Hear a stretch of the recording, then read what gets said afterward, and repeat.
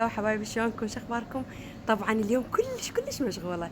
راح اطلع لكم معلومه سريعه وارجع لان انا عندي شغل كلش هواي اليوم. طبعا تعرفون انا صار لي مريضه كم يوم، تقريبا 7 ايام. انفلونزا كلش قويه. جبت علاج مره ب16,000 ومره ب17 ومره ب7.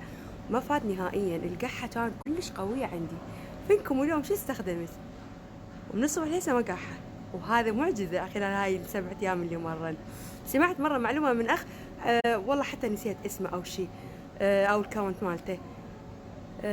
عطى وصفة وجربتها اليوم، بس مفعولة سحري. أنا تفاجأت فحبيت أفيدكم بالمعلومة. قعدت الصبح، كوب مي حطيته بالدلة، وخليت عليه نص ملعقة أكل كركم، نص ملعقة سكر. فورته خليته يفور وشربته.